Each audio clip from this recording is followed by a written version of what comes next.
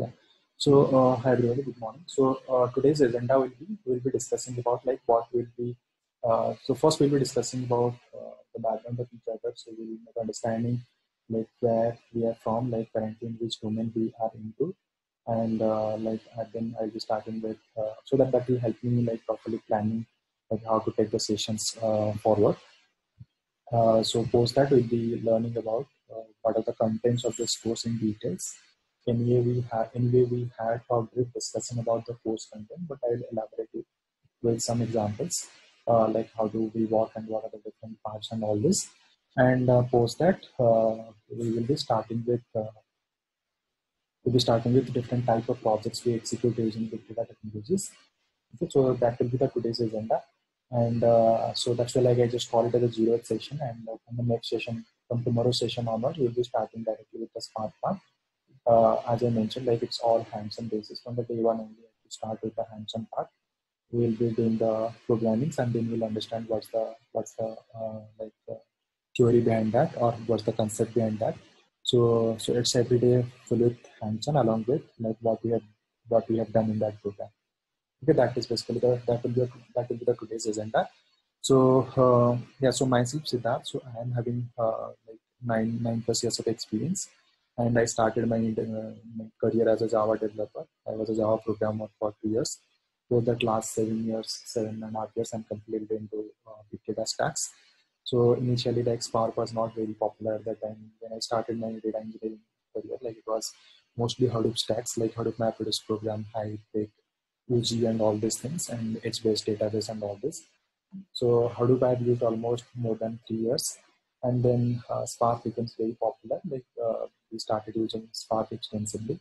Nowadays, like Spark is kind of the default solution preference or choice we generally opt for whenever we go edit any big data-based data pipelines. Right. So I have worked on Spark with almost pretty much last 6.5 years or 7 years, and infrastructure wise, like where you deploy your code or you run your application in production. So I have used all these distributions like Cloudera, Hortonworks, and currently I'm using AWS Cloud. So pretty much extensively, people are using cloud-based solutions, not on-premise, because of the obvious reason, because on-prem solutions are pretty costly, and we do on-prem solutions are pretty costly. Setting up a 100 node cluster or 500 node cluster will easily consume more than it's in crores of rupees of investment. So that's why we generally most of the companies these days are preferring cloud-based solutions over on-prem solutions. And with that, we will be starting with and yeah, in AWS, pretty much last 6 years I'm using AWS, and for many clients I've used Hortonworks and Cloudera also. And during this course, some people ask me like, do we have to set up any VMs or virtual machines to practice all these programs? We don't require any virtual machines because some people who are pretty old, like kind of who spend a lot of time developing Hadoop projects, they have a understanding that we require a virtual machine to install so that development of Hadoop applications becomes easy. But that's not true for Spark. Spark has been designed in such a way that even if you don't have a Spark cluster, you can run it in local mode. In your laptop also, you can run it without any virtual machines and all. So we'll learn everything. So yeah, so this is like about my background and all, and post that.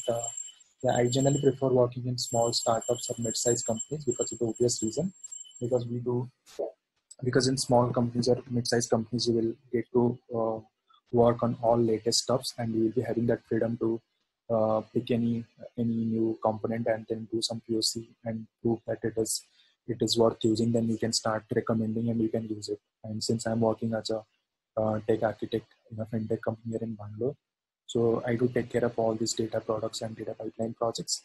So I do basically make a call like which stacks to be used, because in end of the day I'm accountable for the success or failure of the project. So I have productionalized more than 10-15 projects, and volume wise I have worked on projects starting from few hundreds of terabytes of data to more than 5 petabytes of data also. So which is pretty good. Like I have worked on maximum 200 node clusters, processing 5 petabytes of data in roughly 5 to 6 hours. So with complex ETLs and complex type of sources. So yeah, so I have end-to-end in and out knowledge, and like I can self-execute a project starting from the scratch till deployment. That I've done for multiple clients. In my current company also I did multiple times. Whenever a requirement comes from a data science team, we have to prepare this data mart, or we have to create a pipeline to make this data available for the BI reporting or data science activities.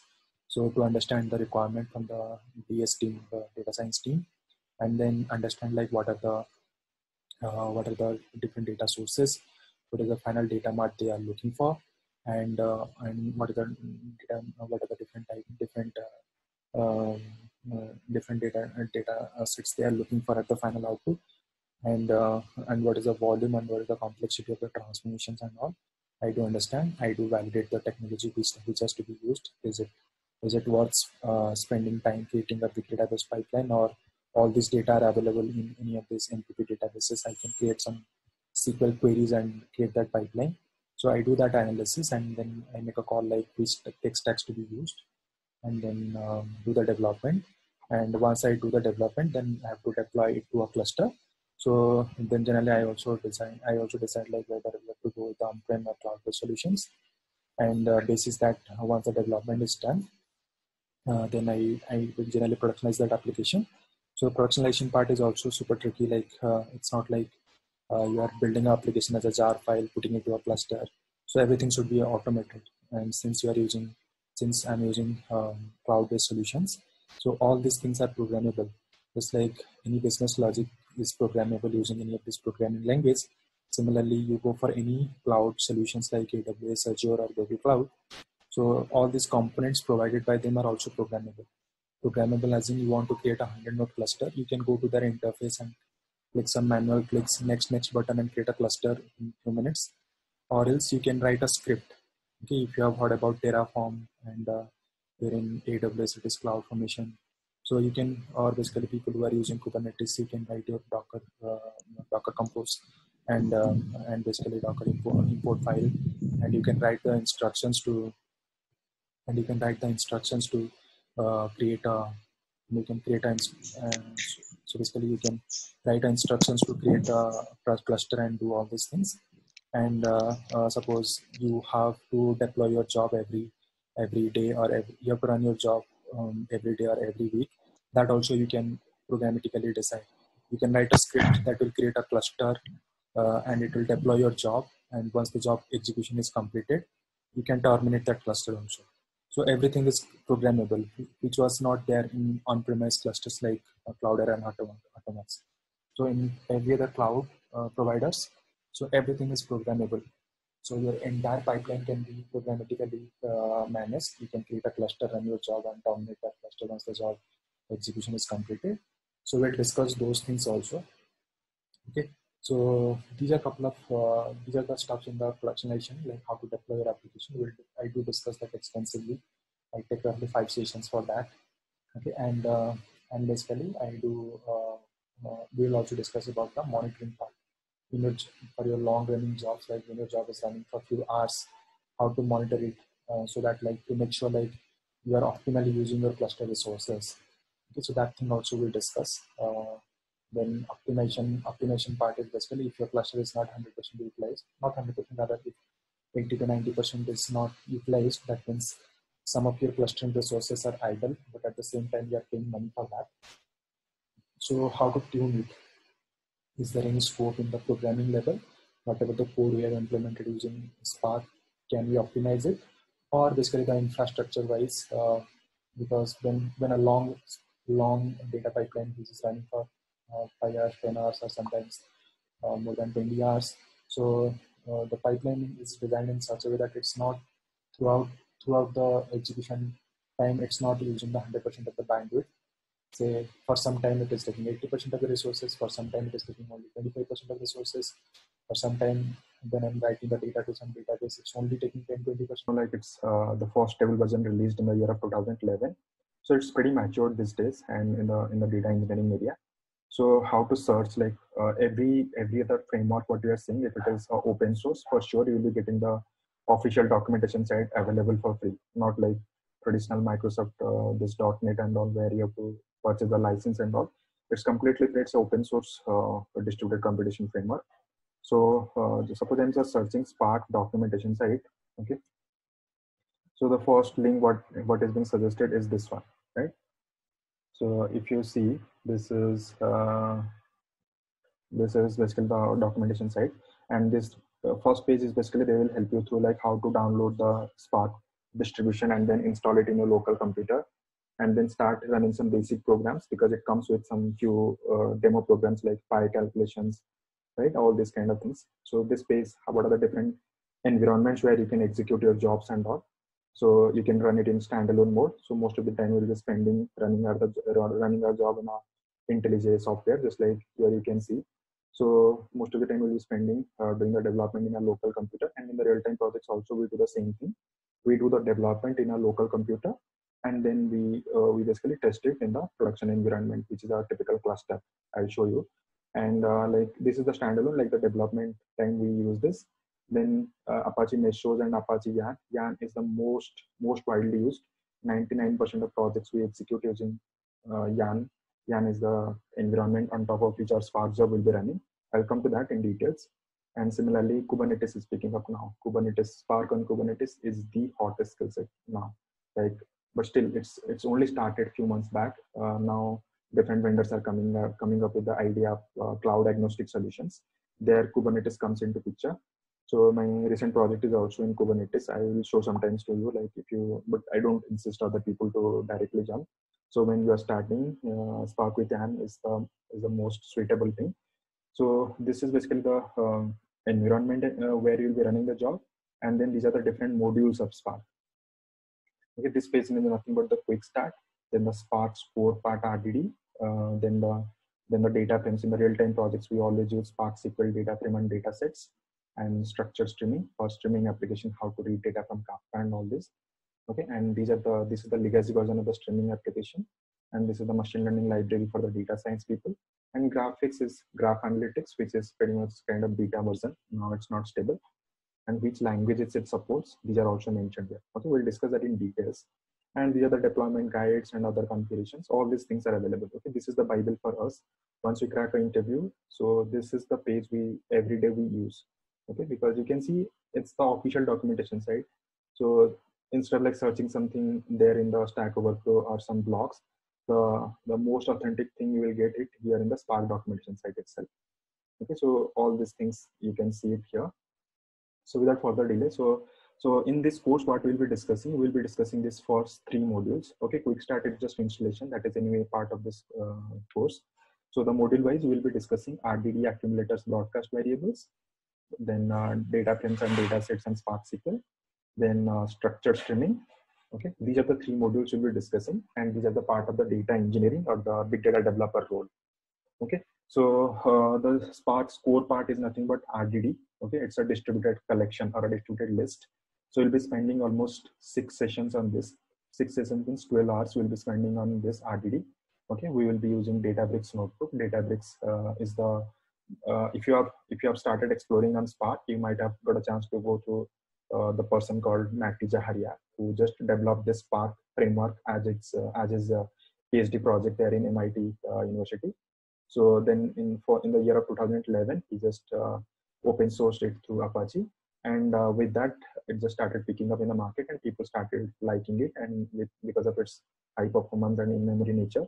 So then people started using it. So RDD is basically the first data abstraction, or if you just search Spark white paper, it will come RDD's white paper only. So this is the core invention of Spark project from Matti Jaharia and the Databricks. So he has founded this company called Databricks. So Databricks provides a Spark as a service. Just like some people just told like they are using Data Factory or relational databases over cloud. That means nowadays these relational databases are also available as a service. In Amazon, it is called RDS, relational database as a service. And in different cloud, it is different. So all these databases, which earlier we were like hosting over our local machines, like in a server, now everything is available on cloud also. Similarly, Spark is also, without any deviation, it's also one of the very popular distributed computation framework. So there are a couple of Spark as a service also available in the market. If you have heard about that service called Amazon Glue, AWS Glue. Glue is a service that is Spark as a service. Similarly, Databricks is also Spark as a service. So initial 6 sessions, we will be using a Databricks platform to do the development of Spark code, or we'll be practicing the Spark core part. It's not like you can't just try other programs. You can do all these things. The idea is to basically give you a flavor of all these environments.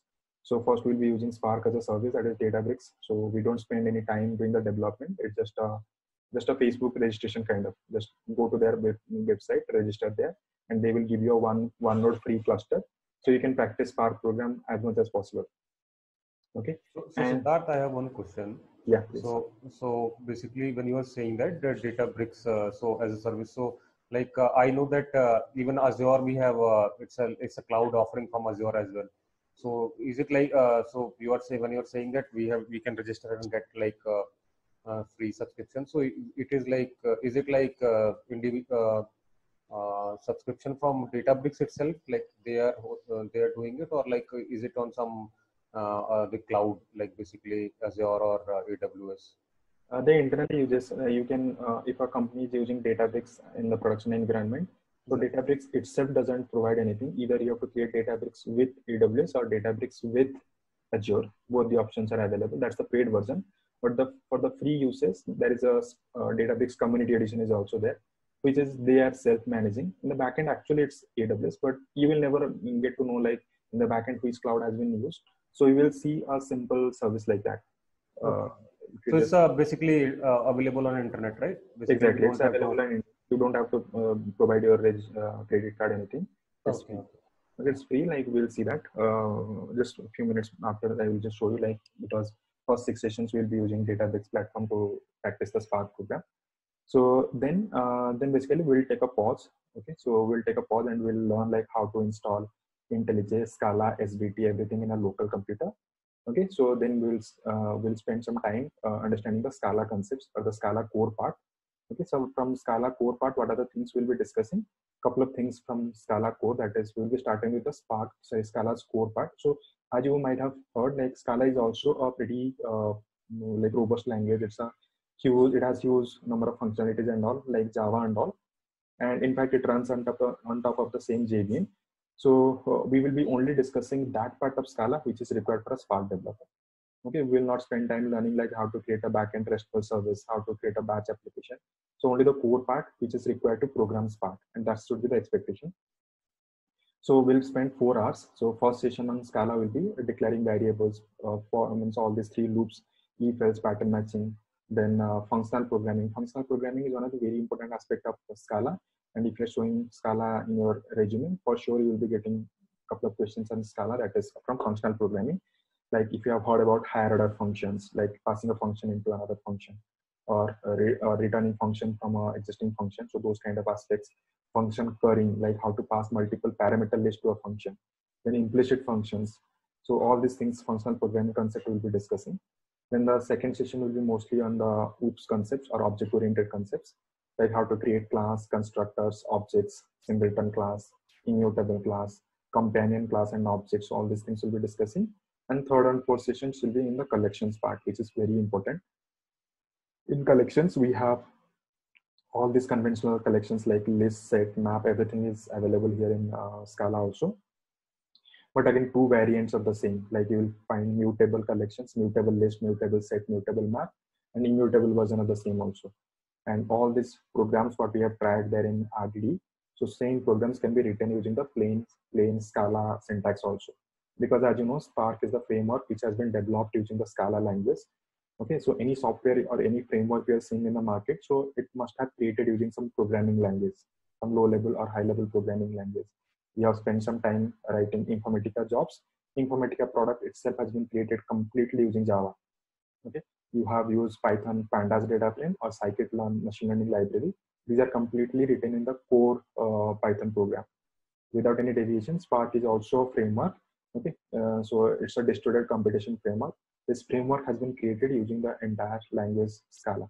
Okay, 96% of the source code of Spark project is completely on Scala only. Okay, so that means like all these programs what you will be trying there in RDD, same programs can be written in Scala also, but the standalone version of the same.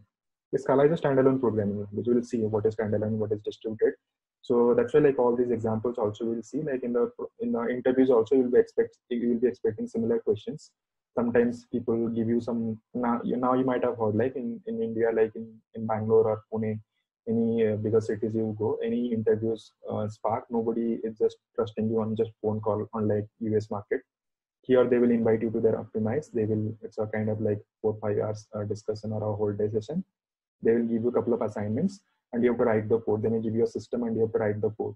Okay, so the preparation should be like that. Otherwise, that's why like you saw many people came from this data fair and all. I know it's a theory part because there is no interaction. Means you can't, if you stuck somewhere in the program, you will not be, nobody will be there to help you. Even I record this session, I will start distributing it for free. I'm pretty sure this course will not be useful after 6 months, because after 6 months, suppose currently I'm using Spark version 2.3. After 6 months, I started using Spark 2.4.5 and all. So same program what you're writing, if it is failing, you don't know how to fix it. Okay, and that recorded session will not help you. So this field is completely dynamic. You see, in last 4-5 years, completely it's a YARN-based Spark application. Recently, companies have started using Kubernetes and all. It's a very dynamic field. Okay, so if you feel like somebody has recorded that course 3 years back, that will never be useful for sure. Okay, so that's why like what we'll be doing. So in the Scala sessions, we'll be discussing all this. Okay, OOPS concepts, the basics and the collections, higher order functions, all these things, which is pretty much required for your interview. Yeah, so from interview, I was just saying like you'll be given some assignments. So you'll be asked to implement the program using Spark's RDD syntax or RDD API. Write the same program, assuming like the data is a very less or a small amount of data. You can write the standalone program using Scala to solve the same problem. And you have to write the you have to solve the same problem using the Spark data frame approach. Okay. And suppose same data is available in Kafka message topic, message queue. So how to consume the data and do and solve the same problem. Okay, so that's one of the best way. I also follow the same thing when I take an interview in my company. So because it's a nice thing to assess a person's programming skills. Okay, and trust me, like this is not very high from the programming required, just like your data structures algorithm. These are completely plain old data transformations we are applying. You will see some code, you'll get understanding. So from programming, you don't have to basically be a pro programmer, but at least the Spark thing, whatever the program is there, we have to practice it thoroughly. Okay, so that will be there. After completing the Scala part, we'll be coming back to the data frame. Okay, data frame will be again, like as I mentioned, it will be 3 parts: data ingestion, data curation, and data provisioning. So we will be reading data from different sources, like different file systems like Parquet, Avro, okay, ORC file, normal text file, JSON file. We'll be reading data from all these different file formats and create a data frame out of it. So that is all about your data ingestion. Traditionally, big data developers use Scoop, Flume, and all these different tools to do the data ingestion. But for now, like if you are doing the Spark is pretty robust these days. It has connectivity to pretty much every other sources. So we can use Spark connectors to do the data ingestion. So why I'm saying like why to not to use this Flume, this this what you call Scoop and all this, because projects should be we should always stick to as less as possible the number of tools and stacks, so that like maintenance becomes easy. Otherwise, like if you in a project you will be using 10 different technologies, assume like once your application is in production, you will be providing support to your customer. So the support guy itself, you will never find a support guy who knows like 20 different tools and big data. It's very difficult. So you have to hire a developer and you have to pay a big amount of money. So business will not make much money from the support. So that's why the project should be architected in such a way the support and maintenance should be as simpler as possible. Okay, so we'll discuss all these aspects. So post that from the data ingestion, you might be wondering like how we'll be reading data from MySQL, MongoDB and all. So we'll do all these setups by our own. Okay, so everybody will be registering we'll basically create a free account there in Amazon Cloud. Okay, AWS Cloud provides a free OneNote cluster. 1 second. AWS provides a free learners account, so we can use that account. Okay, everybody will register there. It will ask a credit card information, but that's fine. Like they will not charge anything, like only for 2 rupees for authentication. That's it. So we can create everybody will be creating AWS account by their own. I'll be helping everybody. So for like MySQL, so there should be some RDS or MySQL database should be ready from which you'll be reading data and creating data frame, right? So we can create a MySQL database pretty straightforward, like using the service called RDS. Okay, we'll be using RDS system, okay, relational database management system provided by this AWS cloud, and we can create a MySQL database with few clicks only. Okay, it's not much effort, so you can create a database with few clicks only. Okay, here I'll be walking you through like how to create your own MySQL database. Similarly, we'll be reading data from NoSQL database like MongoDB also. Okay, without any exception, what we will do. So EC2 is basically the computing system here in Amazon Cloud. Just like I'm using my computer, it's a Mac machine, a 16 GB of RAM, say quad-core like i7 processor. Similarly, it also provides remote machines. You can create a cluster. You can basically take a node there. Okay, you can basically create. So why I'm saying like you have to take a node, why don't install in your local computer? Because of the obvious reason. Some people are using Windows, some people are using Ubuntu, some people are using Mac. So I have to take 3 sessions to do the only installations, which is very unproductive work, right? So that's why we all stick to Ubuntu only, because in the real-time projects also most of the systems are available on Unix-based platforms like Ubuntu or Linux and all. So similarly, it gives you option to create a cluster, create a EC2 instance. EC2 stands for Elastic Cloud Compute. Okay, you can create a machine. You can see Ubuntu 18.4 is available. I take a machine there. Okay, you can see it's a free T2 Micro is a free machine. And what's the capacity? It's having 1 core and 1 GB of RAM. Just like mine is a quad core system, like 4 cores and 16 GB of RAM. Similarly, this is a free instance available having 1 core and 1 GB of RAM. Okay, I can create a machine there in AWS infrastructure, and I can install this. I can install MongoDB software there. Okay, I'll be providing you all these instructions. It's anyway, I'll show you my GitHub account. It's openly available. You can see that. So I'll come to that. So you can basically create a EC2 instance, and you can host MongoDB. I'll be giving you a file like sales script. I'll help you like how to run this. If you run this, MongoDB will be installed in your machine, and one database will be created, and document will also be created. So from Spark, we'll be reading that data and creating data frame. Okay, so you just learned how to read data from RDBMS, how to read data from NoSQL database. Similarly, sometimes some companies who are not much into big data, and you have to read some data from their system, so they will share the data over a SFTP server. Okay, secure file transfer protocol server.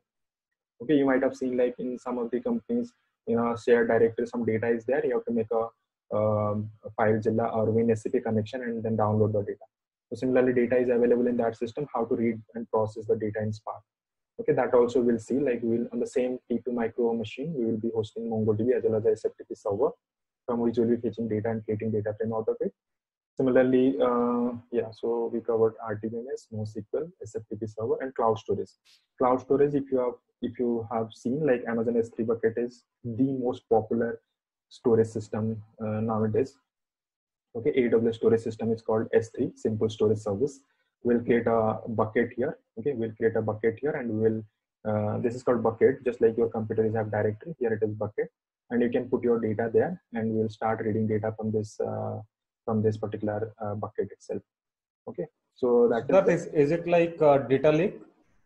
You can say data lake. Most of the data lake are on S3 only.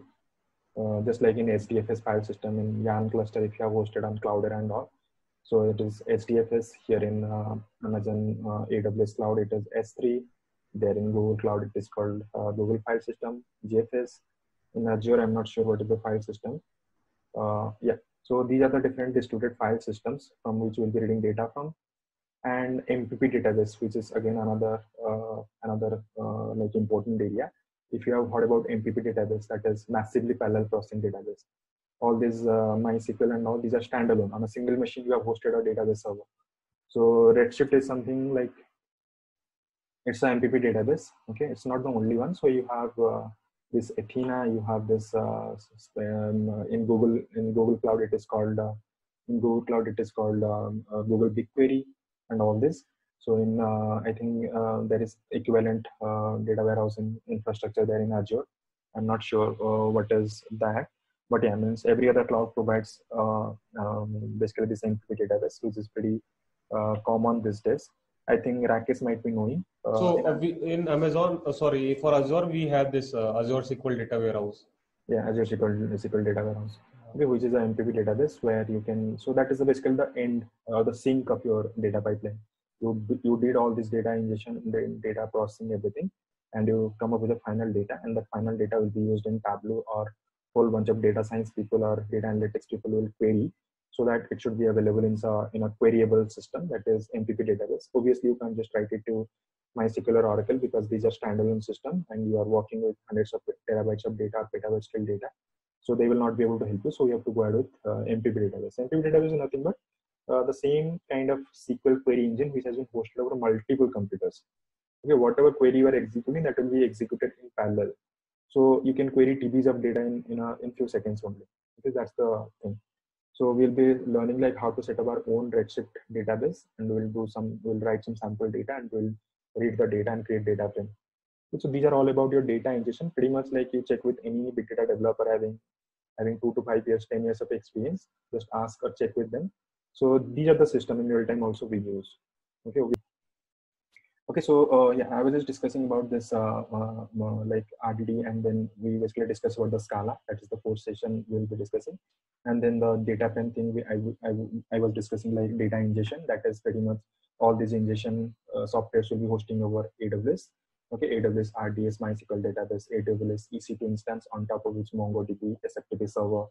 Okay, all these things. Then MPP database, AWS Redshift. So we'll host all these systems there. And these are free for 2 months. We can use it for free, unlike Google Cloud and all. From the day one, that's chargeable. But here in Google, AWS, at least, I'm not sure like till how long they will be giving for free. But at least for now, also still it's free.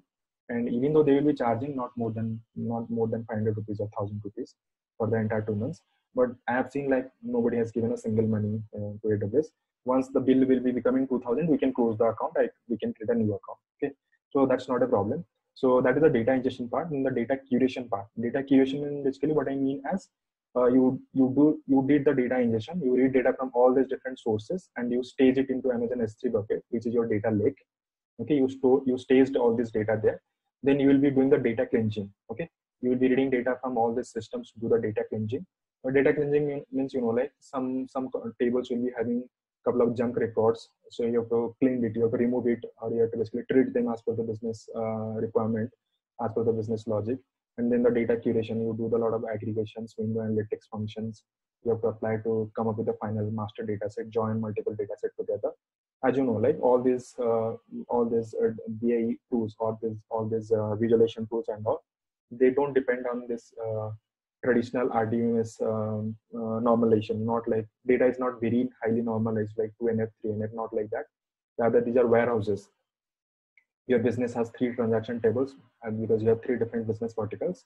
So in the warehouse, you have to merge them together as a single transaction table, and that table will be input for your dashboards or for your data science or your data analytics activity.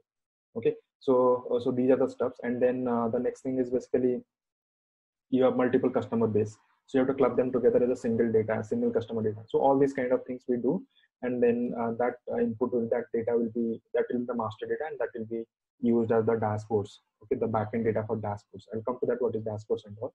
So that is about so that you can do it using both the approaches. If you see here, they have clearly mentioned data frame and data sets and SQL. Once you read a data and create a data frame out of it, which is nothing but an in-memory table, you can apply all your transformations using Scala programs, or you can write using plain ANSI standard SQL query. Okay, suppose somebody is saying I have 2-3 years of experience with SQL, I have very good experience and skill on SQL, I can make use of SQL also.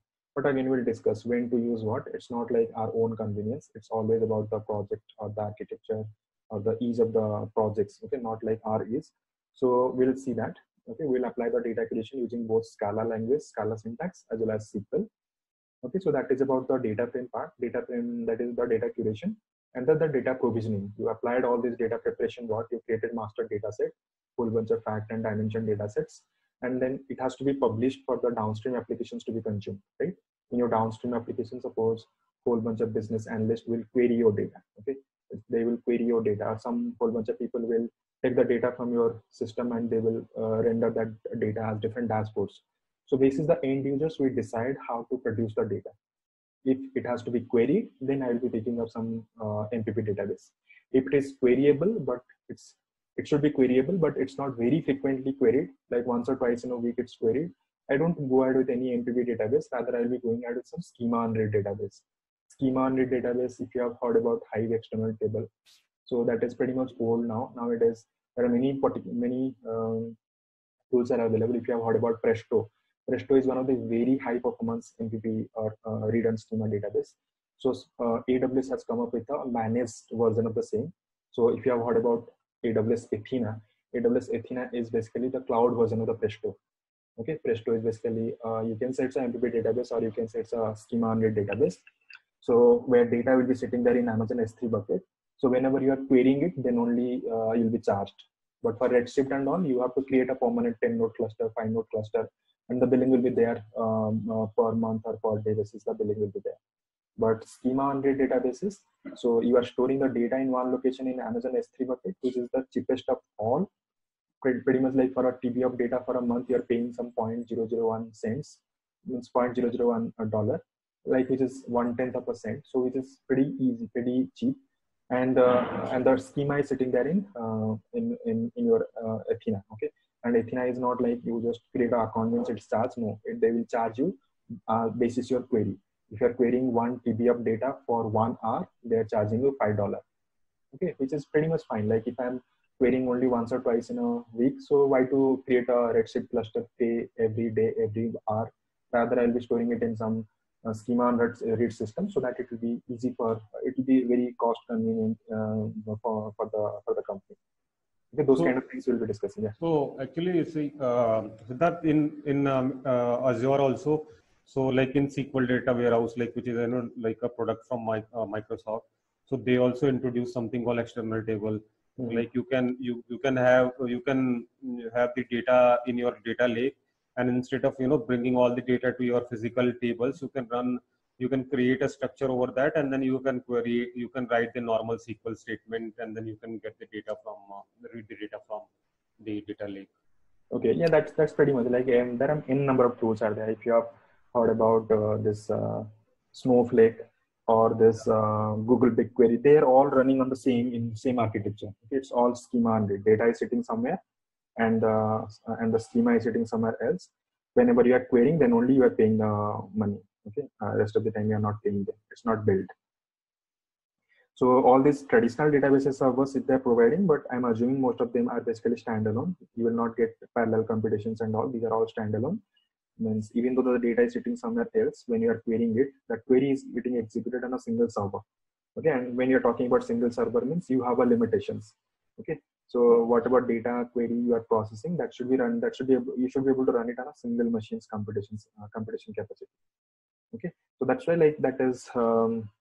That's why like it is so it may not give you the better performance, so you have to always go ahead with traditionally every other big data system. Means we are either using a distributed storage or you are using MPP databases. Okay, MPP databases means where in the backend a lot of machines will be added and your query will be executed. Okay, we'll discuss that in details. Redshift anyway, we have examples. Athena also, I'll give you one example. Okay, all these things are examples are already there. Google BigQuery, if you have anybody having Google account also, we can quickly see a BigQuery. BigQuery also work in the same way. The computation and the storage are completely decoupled, detached. So as for the query only, they will charge you. Okay, all these things we'll discuss. These are completely real-time stuff. Okay, you just check with anybody. Okay, so these are in the industries we are using, and we will be discussing all these examples. Okay, 60 hours is way enough. Okay, we can try all these examples. Then coming to structured streaming. So structured streaming is basically how to read data from continuously produced data. Okay, so all these two are basically we are discussing batch data, like data is sitting there in some file system or in some databases, and we are processing the data at a regular interval. So streaming is something my data is being generated every second or every millisecond, and I'm processing also instantaneously. The data has been created and I just processed it. So many systems like all this advertisement industry, every time you search something, you go to any other portal, they will start showing you those advertisements. In Amazon, Flipkart, you search any products, they will start chasing you unless and until you purchase this product. That's their business, right? So their business is basically to connect the buyers and sellers. Okay, you have some interest to buy something, a seller has some interest to sell something. So Amazon.in or Amazon.com or basically Flipkart, their job is to basically match this gap. Okay, they will connect us so that they can get some commission out of it. Okay? So those kind of systems, these are all streaming applications. The sooner you can just target that customer, the sooner the conversion will happen. You will get some commission. Okay, if you delay, some other vendor will show that advertisement. If that person purchased, that person has just got the commission out of it. Okay, so streaming application has all these advertisement industries, all this finance company. You're swiping a card, your card swipe is getting authenticated in less than a second. The system is, but in less than a second, a lot of things have been done in the backend. Okay, a lot of things have been done. They just check your account details, the seller's account details, sufficient amount is there or not, that that seller's account is not basically cross the threshold or the daily limit. All these like 4-5 steps, 10 steps have been being validated, and they'll also check like what's your monthly average expense, monthly count of transaction, is it exceeding to that? Okay, if your credit card limit having say 5 lakhs rupees, and you have never spent more than 60,000 from your card at one like in a single go. So, suppose you're going to a bike shop and you purchase a Royal Enfield, or you went to a jewelry shop, you purchase some jewelry because you have some marriage at your home. So all of a sudden you are swiping your card for 2 lakhs, you'll immediately get a call from the customer care saying is it a valid transaction or not. So you can see like these are all typical example of streaming application. Your data is being generated at huge scale at every second, and you have to process it instantaneously. If you don't process it, you will be making a lot of loss, right?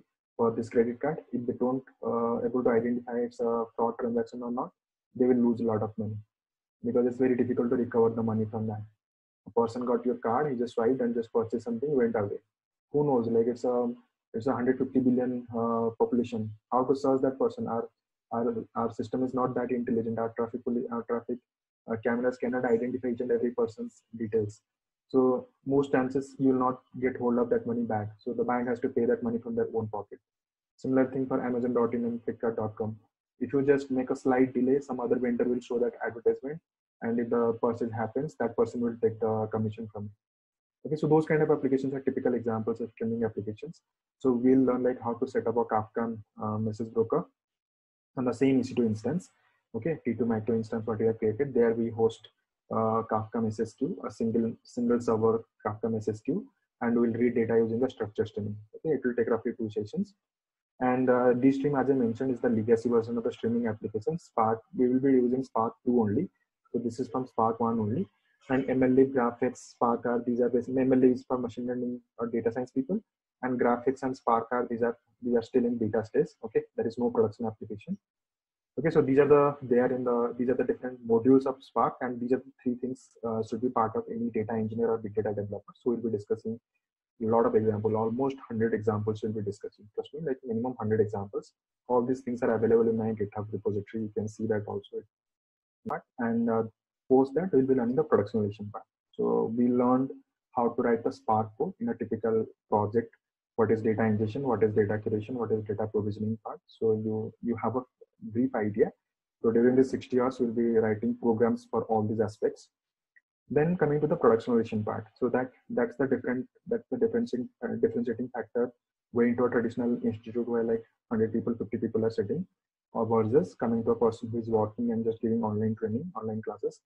So here you'll be getting all this productionization stuff. Productionization stuff means you develop the application well, you are fine, like you solve all these assignments being asked in the interviews, you are good. First couple of rounds you are finished. Then one or tech lead person will come, he will take the interview, or a techno manager person will come and he will take the subsequent round. He will ask you like what's the structure of your project, what's the flow of your project, and what are the different tools you are using at different phases. Okay, so they are coming to this AWS part. Okay, we will be using AWS for the production environment. So in AWS, Amazon S3 bucket is the replacement of, is basically the storage system or the data lake or the file system we will be using. And then coming to cluster, like we'll be seeing like how to create a EMR cluster. Okay, you can create an Elastic MapReduce cluster with few seconds. Okay, just create a cluster, like it's pretty much like in 5 minutes you can create a cluster of 3 node to 100 node to 1000 node also you can create. Okay, so it's pretty straightforward. With few clicks you can create a cluster. So it's not a DevOps course. So that's why the expectation shouldn't be like I'll be helping you through how to set up a Cloudera or Hortonworks cluster, because this is completely DevOps work. Okay, so nowadays since every like 80% of industries are moving into cloud, So in cloud, creating cluster is a matter of few clicks only. Okay, I just selected, so it's automatically selected. I just say I want Spark, Hadoop, and Yarn, all these things, and I want a 3-node cluster. What is the type of node? So there are huge varieties of node. So this machine is having 4 cores, 8 GB of RAM. I have this R4 series, it's having 16 core and 122 GB of RAM. So I have to select, I'll tell you like all these aspects, like when to select what and all, what is the computation capacity to identify for a given payload or for a given Spark job. All these things we'll be discussing, how many nodes are required. Okay, so scaling enable, you want to basically enable the auto scaling or not. Okay, so all these things with a click only, it will be creating a cluster for you and run the job. Again, this is also manual. So you created a Spark job using IntelliJ, you build it as a jar file, you just executed assembly command and you end up getting a jar here inside this. I didn't build this jar file, there is a new laptop. So you can build it as a jar file, you have to move it to the Amazon S3 bucket. Then you can basically run it also. How to run it? So you can create some automation script. Okay, that automation script is, you can say CloudFormation. So you can create a CloudFormation template, okay, where you have to write the instructions step by step. I basically want a Spark job. I want to basically create a EMR cluster. Okay, the instance type should be say R4.4x labs. Okay, I want 11 such nodes. Okay, and this is the security group. This is the subnet ID. Okay, all these things I have to specify one by one, and it will create a cluster. And my job jar file is sitting there in the Amazon S3 bucket. You read that Amazon S3 bucket, and then and then basically run that Spark job. Once the Spark job is completed, then terminate this. Don't get scared with looking at this code. This is already available in the AWS site. You just need to copy paste it and change what is the cluster type required, how many instances you want. Okay, what is your private key file name, what is the security group. You have to specify what are the softwares required in the cluster, Spark, Zeppelin, Ganglia. It's a software monitoring tool. All these things I want. So it will simply just create that infrastructure. It will run the job and terminate it. Okay, so this is basically completely automated. You don't have to go to EMR cluster, create a cluster, and then run the job manually. So you can just run this job and run this particular script. Okay, you just create a stack. It will automatically create the cluster, run your job, and terminate it. Maybe it will take few hours, basis your job's complexity. If it is a very small job, maybe it may finish in one hour. Maybe it's a very complex job, it may run for 10-20 hours also. This is the payload, or this is the complexity of the job. It will be basically taking that much of time. Okay, so then how to basically, again, like still I have to come and manually click this create stack button. So again, you can further automate, you can schedule it using CloudFormation. Sorry, not CloudFormation, CloudWatch. You can basically again schedule it. You can schedule it to run every day, midnight 12:30. So that also you can do it. There is a service. So people who are non-programming background, don't get scared. Okay, trust me, like I'm saying, people from manual testing background, DevOps people, they have successfully changed into big data. And some people will be wondering, two girls from the batch, I think last year October batch. They are there in one girl is there in Dubai, another girl is there in US. Okay, they are pure like mechanical background. So that's why like I got a lot of confidence when I see these kind of successes. Like people from normal DevOps background who does only server monitoring kind of thing, having no programming experience, manual testing from a mechanical background, and only manual testing, they have also cleared interview. Okay, I don't see anybody having less than that of experience here. Even in previous batch, if you just connect in the next batch, there is 10 to 12. One sales guy is also there. Okay, one sales guy is also there who is learning big data now. It's pretty much doable. It's up to you. Like if you have that passion, if you have decided to move to, you feel like you stuck at your current skill set, there is no much growth opportunity. You have to spend time and you have to put some effort and successfully migrate to the other area. So it's pretty much doable. Okay, it's not rocket science. Okay, it's not again whole bunch of algorithm learning and all. So Siddhartha, I have a question. Sorry to interrupt. Yeah, please. So like when you say right that the effort, so yeah, so basically like this course will be for around 2 months, right? 2.5 months. Yeah, 2.5 months. Yeah. So, and like I guess you told that it will be completed by August mid, right? Yeah. So if I'm diligently follow, so means and whatever you are telling and what if I'm diligent with the exercise or everything you are doing, so will it be possible that after I go and then get hired? So honestly, like last year, February batch, there are 4 people were there in that batch. All 4 people cleared interview before completing the course. Before starting the project part. Yeah. Yeah, means basically I want to get that confidence because I should not go and fumble. Obviously, yeah, there will be like yeah, we have to go and see, and then probably for few interviews we have to see what kind of things they are asking. So I yeah. honestly, I'm saying like 4 people, I can connect you. If you just ping me personally, I'll give you all these 4 people's contact number. I was just about to start the project, but nobody just joined. Everybody had offer. They were just chilling. Okay, and many people, I generally ask people, it's a 2.5 months course. After 1.5 months itself, we can start going for interview. Once we complete the RDT's Scala, once we start the data frame part in the introductory part, from there itself, we can start applying for interviews. At least you have 1 month of overlapping period. If you have any confusion, you can directly ask, yeah, this is the question they're asking and we didn't discuss it, which is highly unlikely. There's many people who have posted some reviews there in Google review, and I have a big alumni group. So once you register this course, I'll add you there. So there are more, and so this course, I have many people have cleared interview. Okay, and I do keep posting whenever a person crack interview. I think last 2 days back, one guy just cleared interview. This is I think his name is what's his name? Yeah, this guy Rahul. He just cleared interview with boss. And few days back, I saw other guy. Means every week I'm seeing 3-4 success story for sure. Yeah. Rakshit has also cleared into Morgan Stanley, 50% hike. 200% hike also you will see. Susan just got a 100% hike. Rodtech Solution, it's a startup. Every week, last month I got 6 people cleared interview.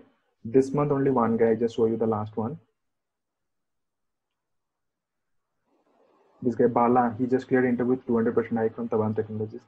Okay, so every month I'm seeing 5-6 people are clearing interview. Okay, it's not an exaggeration. I do share it in my WhatsApp group also with their mobile numbers and all. You can talk to them directly. So many people are clearing interview. Okay, so he was into Wipro having 3 years of experience with 4 lakhs package, and he got a 15 lakhs package with 2 lakhs joining bonus. That was the highest conversion from last month. So yeah, the point is basically I never give a chance, like whatever things latest I do cover everything. It's up to the participant. If you how much risk appetite you have, how much of hungriness you are having with, so you can crack that kind of interview. Okay, because for me, like I do take it very seriously. Every few months I add a lot of contents. Even currently, whatever the course content I've shared with if you just compare the content with last 1 year's course, so it's almost more than 2 times the content what I was delivering last year. It's kind of double than that. Every few months I'm adding few steps. In fact, maybe in another 2-3, this Delta Lake and all, it's just got released last year April only, and I got a chance to implement in my previous project. So I'm just covering some basics here also. And AWS Glue, Spark as a service. I'll giving you 2 examples. If you have really interest, you can implement the project what we'll be executing. You can re-implement using AWS Glue also. I do cover everything. So it's basically how much of effort you are putting. Okay, because you are all working people. I can't just ask you come to my home. I'll just sitting with you, just complete this program and then you can go to home. That kind of school level thing we can't do. We are all professionals. My job is I'll give you every other examples, all these aspects of the data projects. So it's up to you how to take it forward. Makes sense, right? Yeah, it does. Okay, so that is about the productionization part I was just discussing. So we can basically we can schedule it using AWS CloudWorks. You can see it's hidden format. It's showing the expression. You can say this first part is minute, then second star is hour, then this R is day, this is month, then the last star is basically the year. So you can say if I want to run it every day 12:30 midnight, so you can put an expression and it will basically, you can say at this particular time just execute a lambda function. Okay, just execute a lambda function. So it's a new account, so it's not, I'm also following the same thing. Every 2 months I would close the account, create a new account. So you can basically specify, it's a pretty new account, so nothing is there. I think, yeah, I think it's there. AWS, this one is there. So you can basically specify what to do. Okay, every day, 12 o'clock midnight, run this Lambda script or run this CloudFormation. That CloudFormation has the instructions to create the cluster and run the job. Okay, or basically, so this is basically the scheduling part. Okay, you can create a CloudFormation that will create a cluster, run the job, and that can be triggered from a CloudWatch itself. Okay, that thing we'll be discussing. And sometimes what happens, you have to create a very big pipeline. You have to orchestrate multiple jobs together. Okay, so if you have heard about Airflow and Apache Uzi and all, these are used to basically orchestrate multiple jobs together. Your data ingestion, you have in complex projects, you will see 10, 20 data sources. There is no point in doing the data fetch one after one in sequence. Rather, you just parallelly fetch all this data. Okay, spin up 10 clusters. All these 10 clusters are reading data from 10 different sources in parallel.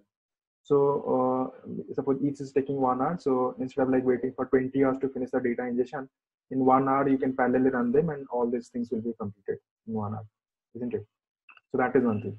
Then post that, so you can see a similar structure, kind of like you can run some jobs in sequence, some jobs in parallel. Okay, you can basically create that. You will see like how to create our state functions. Okay, in fact, so don't feel like this is an empty account. I'm saying like state function code I've shared with multiple people. So in all these batches, I do basically cover that.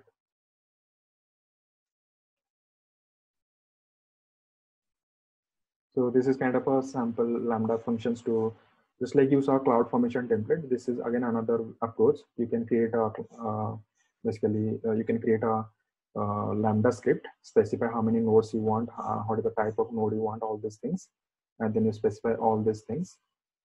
And here you run the Spark job. Okay, in the steps you add, this is the Spark job we want to run. Okay, this is the file location you can see, and we can run it there. Okay, all these things. In fact, like if you want to go through that, now also it is available. I intentionally put some sessions there in YouTube itself. Okay, all these setups things you can go here in my channel. Pretty much all these things I have just posted here. So all these things with this banner which are public. Okay, just search data science monks in the YouTube. You should be seeing the first 4 sessions I have just uploaded for free.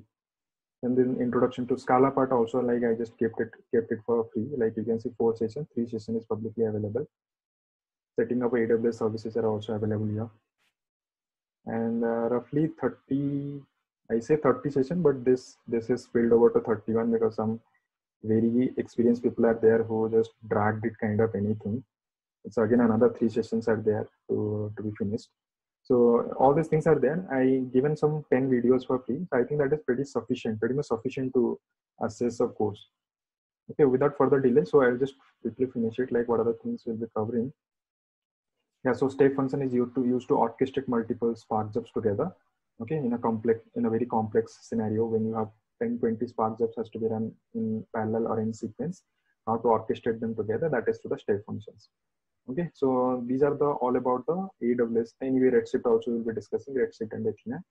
Redshift, I think I've shown you. Similarly, Athena and Glue. Okay, Athena is a simple thing. So AWS Glue also will be discussing, okay, how to create a Glue pipeline. Okay, so Spark as a service, creating an application in IntelliJ, creating a GitHub, creating a CI/CD pipeline using Jenkins. It's a huge activity. It's a huge project. For startups, they don't have that much of bandwidth. Maybe one data engineer is doing end-to-end activity. He may be opting for this Glue. Okay, Glue is giving you an interface where you can write the code and directly execute. Okay, nothing, no GitHub, nothing. Okay, everything is available in the Glue infrastructure itself. It's also pretty new these days. And Delta Lake also have added recently. Delta Lake is basically just incorporating this what you call ACID properties, versioning of the data lake, all these things through Delta Lake. Delta Lake will also take 2 sessions.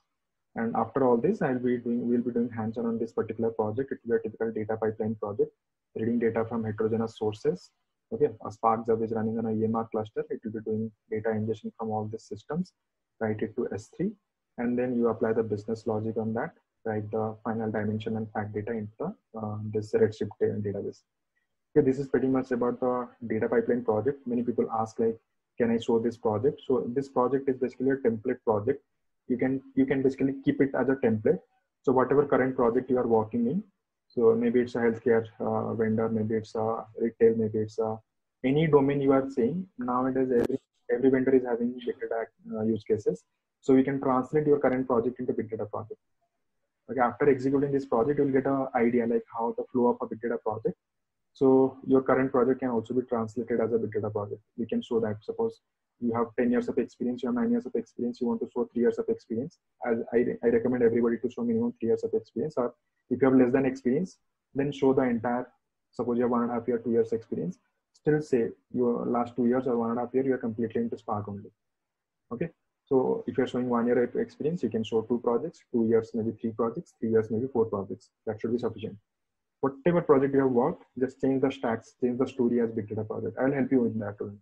In fact, like once you start the project, you yourself will get an idea like how to describe the same project with this with this big data technologies. Okay, so this is pretty much about the course content. I'll take a pause and I'll try to understand like if anybody having any query, so that we can move ahead with this.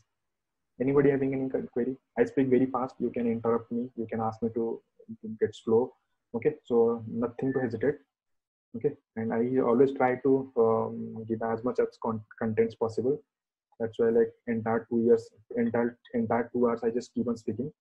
But yeah, so it's your job to basically feel free to interrupt me or ask your queries. Okay, it's always welcome. Anybody having any queries? Hey, Siddharth, Rajesh this side. So as you said about the project, as I said, I'm predominantly into the semiconductor industry. So my company is kind of chip manufacturer actually, and I kind of create a DSL. So I don't know like where we can fit this AWS and all in my project. So that would be very difficult actually for me because I pretty much work with creating DSL for the chip and using Java, or though we use something like Cassandra and all, but AWS and all, I think I don't know where I can fit in my project. So in chip, like, do you have sensors kind of data and all? Yes, yeah. That's what I work for automotive industry, so yeah, that's there. Then it's sorted, right? IoT is the biggest example in big data projects. It's one of the branch in big data, you can say. Okay. IoT, Internet of Things, right? Yeah, I understand. Yeah. You have sensor data means it's sorted. Like you give me 10 projects, I can explain you how to show those projects as big data projects. Okay, fine. Yeah, sure. Anybody having any other queries? Venkat, Sumit? Yeah, Anand. Specifications that we need because we will be installing any softwares, right? So first 2 weeks we don't require any machine, like any machine you have, that should be fine because we will be using browser only. But once we start the Scala part, we have to install IntelliJ everything. I prefer minimum 4 GB of RAM and i3 processor. Minimum i3 processor and 4 GB of RAM is required. And like if you have 8 GB of RAM, that is more than that is basically that's actually 8 GB RAM. Right? Then we are sorted. 4 GB with 4 GB of RAM also we can run the code smoothly. There won't be any problem. Okay. Thanks. Anybody having any question? Priyanka, Ruchi? No. This is Priyanka. Yeah. This is nothing have doubts. Okay. So basically just keep interrupting me. So Siddharth, I have one question. Yeah. Please. So basically, so like on my LinkedIn profile, right? So I have this data centric, basically in my skill set, I have put this Databricks and all, and like the all Azure data centric, stack. Mm-hmm. So like in job recommendation, I get mostly this data engineering profile, data engineering related jobs only. So so one of the job, one of the recommendation I got was for Amazon data engineer. So then, I started looking for basically like what are the things they ask. So like I went through some articles and did some research. So I found that they ask the this data modeling concept, and also what is your say on that? So data modeling is part of any data engineering work. Okay, so data modeling means how to basically design your end schema. Most of the time you are working in different projects, that data modeling part is already done by the client itself. They will come up with a clear requirement. We want this particular layout. So you do the data ingestion and prepare the data in exactly this format. So most of the time, most of the projects, you will be getting all these things from the client side itself. Sometimes you may be asked to do that by your own. Suppose you are a senior folk, so you may be asked to do all these things. Again, you have to just coordinate with the visualization person. So what's the dashboard they are looking for, or what are the analytics they wanted to do? You have to coordinate with the visualization team and the data analytics team, and then you can do the modeling. Modeling is very simple thing. I don't think much.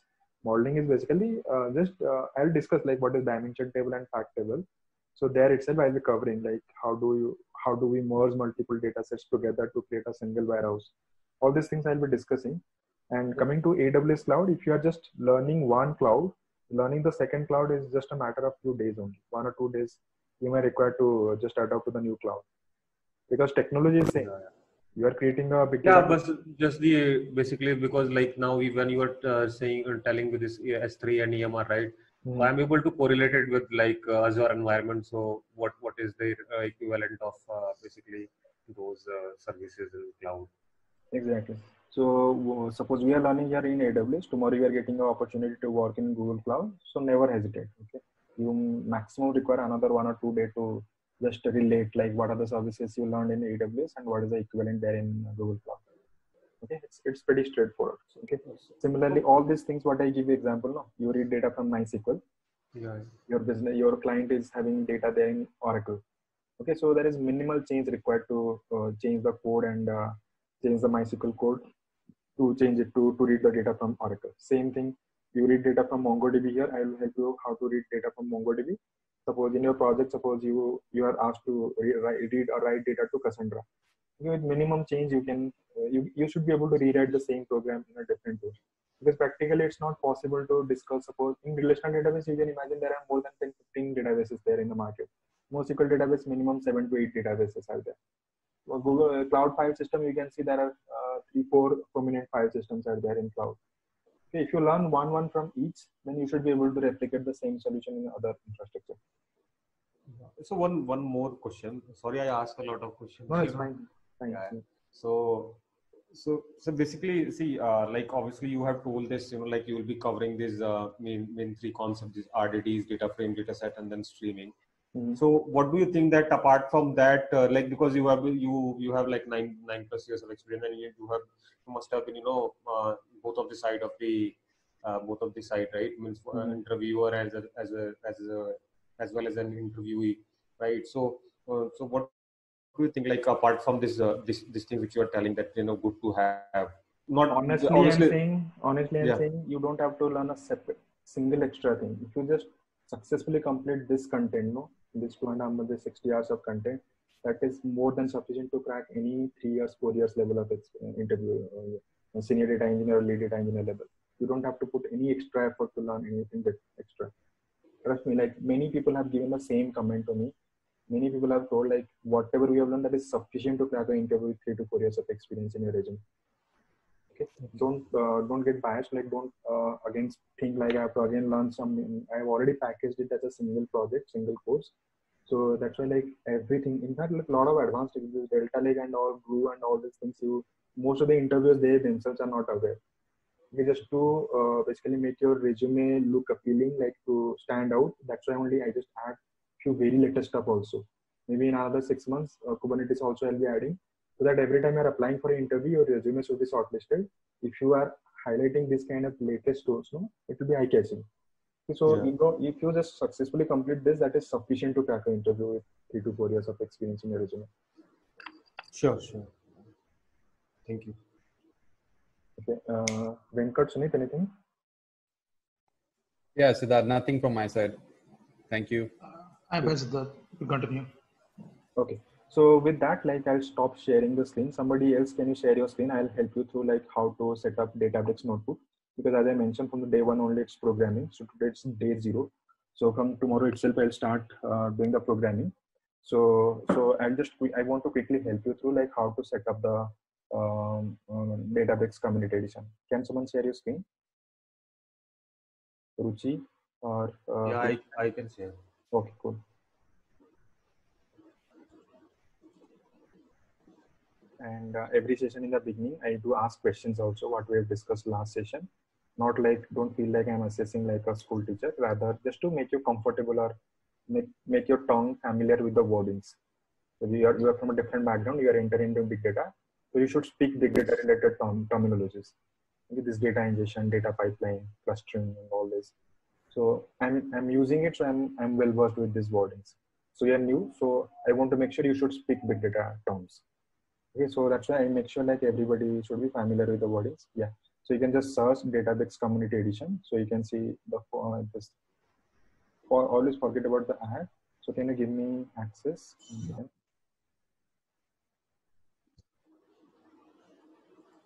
Yeah, cool. So you can see like, yeah, you can just click this link and it will ask you to sign up. Can you quickly sign up here? Try Databricks. Just put your details, give your personal thing. It's again coming. Which browser this is? It's Chrome, right? This is Chrome, yeah. If I go to allow cookies, yeah. Just you can give your details. Give your personal mail ID, don't give your work email ID. Yeah. Just make sure like everybody, there are 2 versions of the same. Don't, if it will ask for your credit card, don't give it, because Databricks 3% doesn't. Put number, it's fine, right? Not required. Yeah. Yeah, here is the important thing. Just see in the left hand side, it is showing Databricks platform free trial. If you just go ahead with this, it will ask you to integrate with Azure or AWS. I think somebody was asking like, is it its own cloud or it's relying on some existing cloud? Yeah, I was asking that. Yeah, so you can see like here, like if you are going for the paid version, mostly in the projects in the industries, we use this version. Okay, here you should be having your AWS account or Azure account to start with working Databricks. But here we are using the community version. Can you scroll up? So in the right hand side, you can see community edition. Okay, so you have to go ahead with the community edition. Just click get started.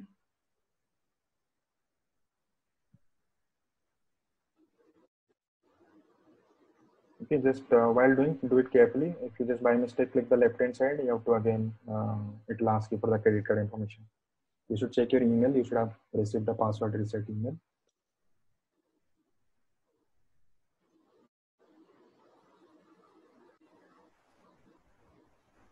Okay, I don't give any PowerPoint and all. So most of the things you will see, like I'll be showing it from Google itself. I will be searching something, I'll be showing you directly there, so that you will also know like how to search the things, because in real-time projects, you will always see some other different new scenarios. So we should self fix the problem and start going ahead. Yeah. Give some easy password so that you'll not forget it. Anyway, it's a free platform.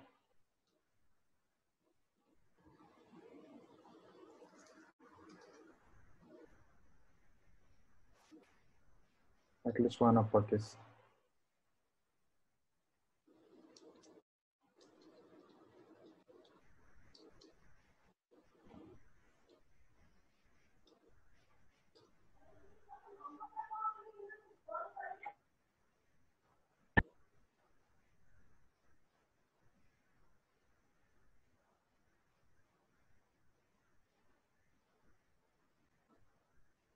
Cool. So once we register there, you can see like you just got into this environment, this window. Okay, this is basically in the left hand side, you can see there is a black ribbon. So here there is a cluster option is there. So it's pretty simple, like just like EMR cluster, even it is further simpler than that. Okay, you give any not EMR, it's just giving anything, test, something like that. The rest of the things are pretty like default. I'm not changing anything. So you can see it's a one machine cluster only, having 15 GB of RAM, 2 cores, which is more than sufficient. Okay, this is more than sufficient. 1 DB unit, the database unit. So it will take few seconds to create a cluster for you. Okay, so this is basically, and this cluster will be, if you just use it, if you just use it continuously, it will be active. If you just be idle for 2 hours or 3 hours, then it will automatically terminate it, which is fine. You can again come here and create another cluster. Okay, because in cluster, your code will not go into the cluster and all. It's just an execution environment.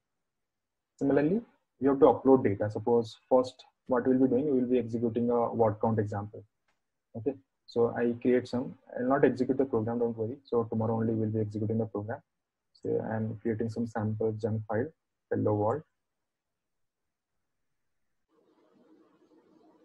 and practice. This is my first Spark program.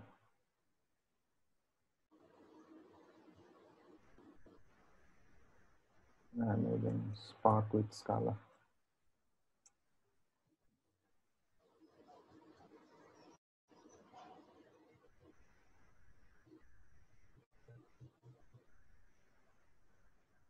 I'll just save it as a text file.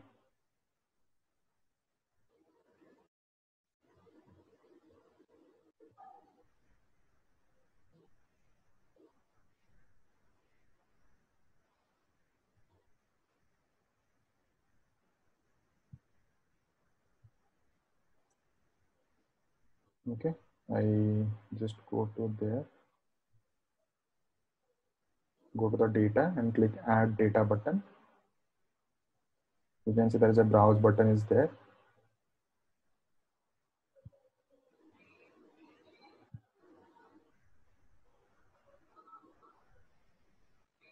Okay, it just uploaded the data to this directory.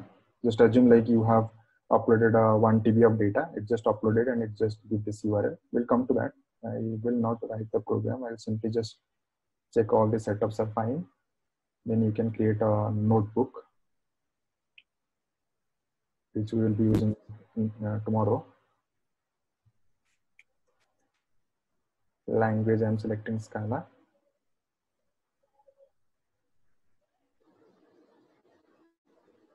Cluster, it will automatically pick up as test because we have a single cluster.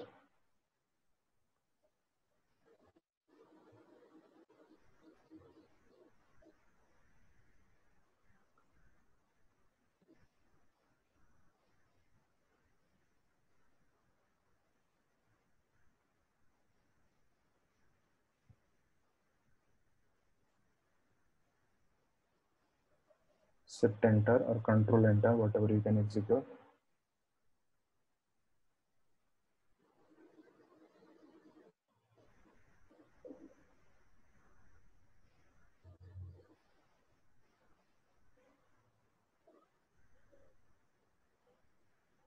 First time it will take a while. Post that once one line has been executed, it will be much faster. Okay, so we are able to see the first 5 lines of that particular file. Okay, so fine. So I'll not go into the program now. So rather what I'll be doing, I'll be explaining what are the type of projects we execute. Okay, so in big data, we discussed about the contents. Content wise, we have discussed about Spark's core part, that is RDD, accumulators,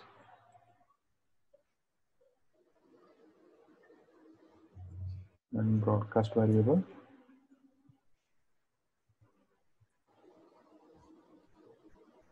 Then data frame,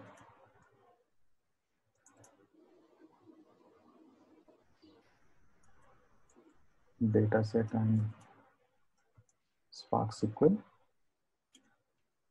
Then structured streaming.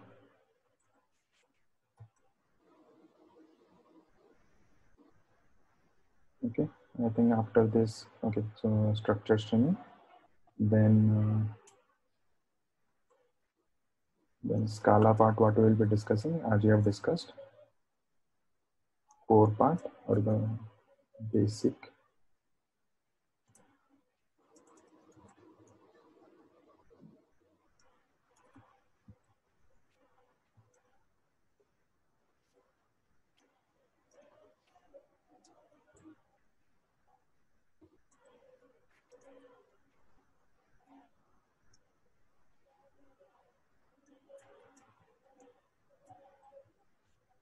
Install programming, then object-oriented programming, class object, companion class,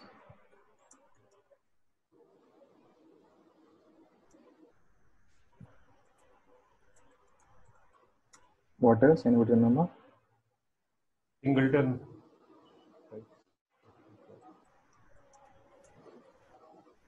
Cool. Then we'll be discussing about the collections.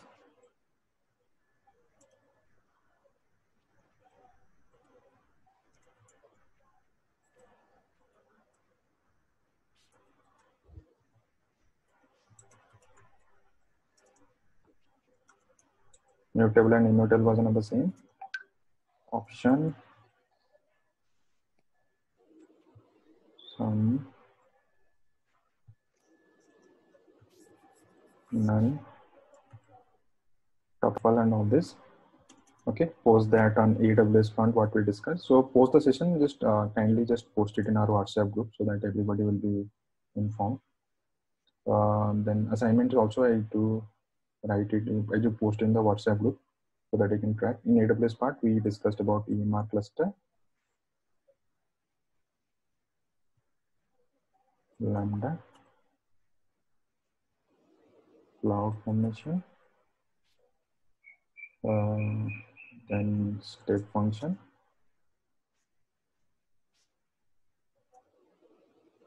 Redshift, Glue,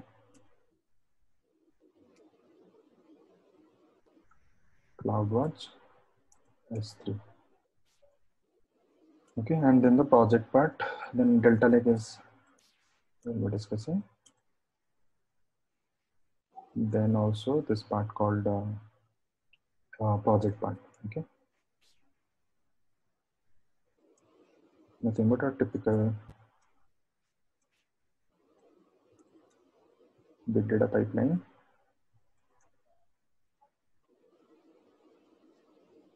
Spark, AWS. Okay, these are the pretty much on a very high level overview of the course content. Okay, so now let's discuss about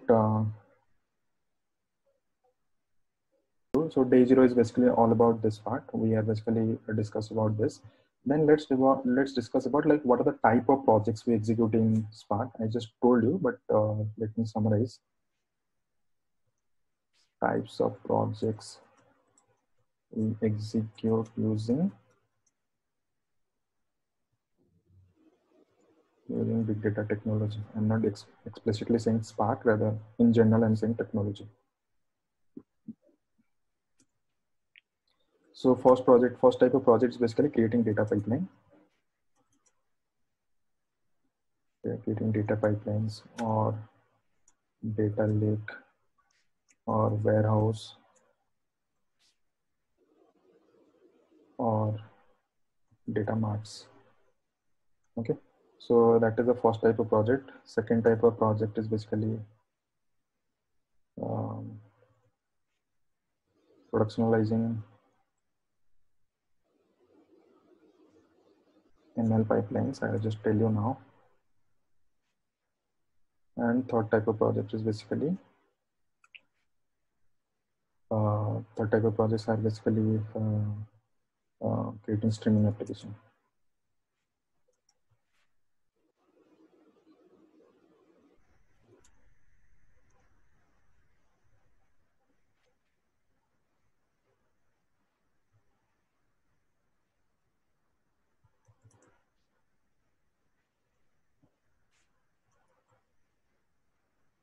Okay, so what is this? Let's try to understand. 5 minutes because I have another batch. Yeah, so type of project what we execute, there are 3 types we discussed, like creating data pipeline. So let's first understand like what is data pipelines. So data pipelines are basically, if you have heard about this dashboards and all, if you have heard about dashboards, and let me quickly show you.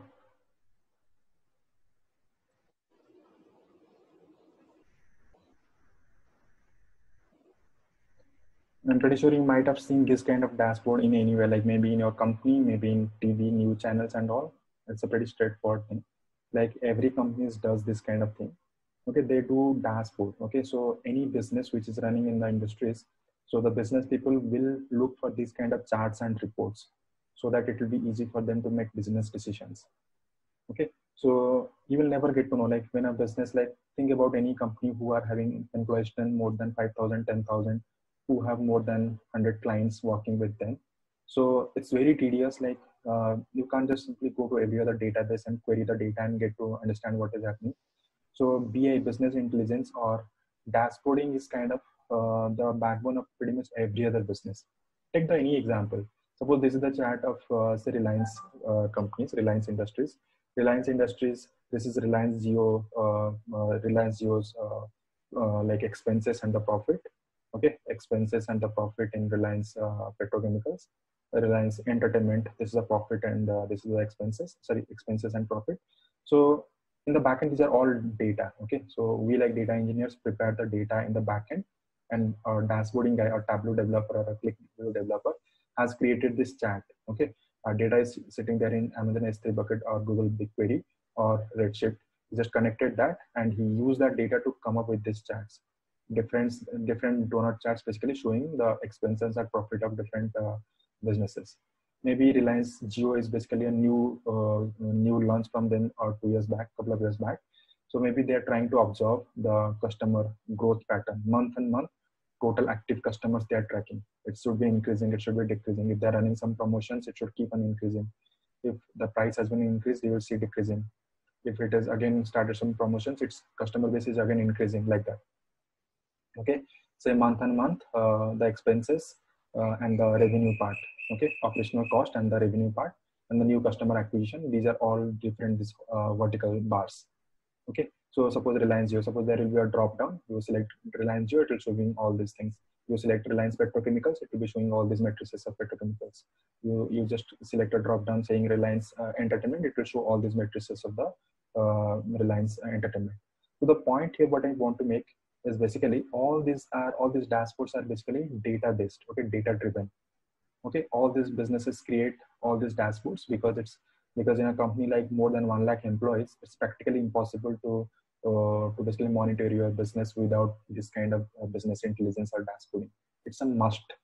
Forget about Reliance, it's a conglomerate. Think about any small Indian startup, say Yulu or any bike rental platforms. Okay, you can imagine like how many, suppose this is what is the total number of bikes available and how many bikes are on road, basically on rent now. Okay, say this is month, this is daily, this is weekly, this is monthly. Okay, they can visualize, they can monitor like what are the businesses are there. Okay, so they have started how their trend, suppose this is the trend of like their rent count. This is the COVID-19 situation, so might be it's very reduced, it's reduced like very less. So all these things they can monitor if they have created dashboards. Okay, business people are the founder people, they wanted to estimate how their business profit, they want to forecast, they wanted to see what's going on with their business. It's always they will be looking for these dashboards, and we like the data engineers help the business intelligence people for creating the backend data for them. Not just dashboards, even all these machine learning models. We are creating some prediction systems or estimation systems. We are basically estimating how much of revenue will be there in the coming month or coming quarter. So all these things can be visualized. Okay, all this machine learning or statistical analysis can be done on top of the data what you are creating. Okay, this is very important for any other business. Okay, that's why you can see this is a never dying business. It will be there forever. Any person into business, they will be requiring this kind of stuff forever, without any exception. Not just retail, not just even like recently, if you have heard this SpaceX, they just launched a rocket sending astronauts to space station. So every other business, retail like P&G, Unilever, healthcare, Mckesson, I have worked for like many different healthcare industries. Then CPG companies, retail like DMart and all, or Walmart, they are big players in this. Okay, they have a lot of data analytics work. Okay, there are a lot of data analytics. Every business what you are seeing they're succeeding is completely data driven. If you have heard about Swiggy and all, they have roughly 20-25 data science team people, and they are India's one of the best data science team. Okay, every business which is prospering, for sure they are trying to leverage that data at the maximum level. Okay, so Siddharth, sorry to intervene. Yeah, can you please repeat that name again? Who is the best India's best data science team? Sorry, data science. I was saying that there was a team of 25 business. I mean, data scientists. Swiggy. Sorry, Swiggy. Okay. Yeah. Okay. Okay, so these are there. This business is there. So okay, so nothing to worry. So if you are into data related any activity, so you will be always in demand, because this kind of activities are actually intelligent work. Okay, so this will be there forever, and you will be always in the niche place in any business. Think like you are working in some startups and all. You will be always be reporting to very senior folks and all in your company. Okay, all these data related reports, you are only preparing the data. This is one type of activity. One guy just created the data. So in the backend, you are just updating the data. Okay, so if something number is going up and down, so you will be answerable for that. It's a very high responsible work, and it's a very quality work. Okay, you will get to know one by one. So that is one. Yeah. I have a question. Yeah, please. So like, so I got that, the end consumer of basically this data pipelines is basically dashboard. If I understand it correctly, it is nothing but any reporting tool. Maybe it's like like Power BI or like SQL reporting. So generally, like what do you think? Like it is good to know these reporting. No, not required, because you can't just do all these things. Okay, maybe when you become a VP director level guy, you can think of this. But at least 10 years, 15 years of experience level, the expectation is either completely data engineering or data analytics or data science. You have to pick one track. Okay. Because I'm not saying this is that straightforward. There are a lot of intelligent calculations required to come up with this right matrices. Okay, it's not. Yeah. That as Rakesh said, it is Power BI or ELK. I think it is needed, right? Some company are asking, like Elasticsearch, Kibana, and Logstash. Yeah, that is required for monitoring the impact. In my current project also it's there, but again, not a mandatory thing. In my company, like most of the DevOps people are doing, I'm just using it. Smaller changes we are making. I think I'm running out of time. The other batch people have already started joining. So we'll be again connected tomorrow same time. So I'll complete like what are the type of projects, and we'll start our first program, that is the word count example. And also with that, we'll be starting the project part also, say the RDD part, okay, or the Spark Score part. Okay, so that's all for today. Sorry for the last time, because last minute, because other people have already joined. So if you have any queries, we'll discuss tomorrow. Okay, if you have any questions, anything, we can start discussing. Yeah. Thanks, Viral. Thank you. Sure. Bye, Siddharth. Bye. Okay. Really Thank you. Thanks for your time. Early 8 o'clock you joined. I was not expecting this number. It's really appreciative. Okay, so we'll again connect tomorrow. Really appreciate it. Thanks everybody. Yeah, bye-bye. Thank you. Bye. Bye-bye.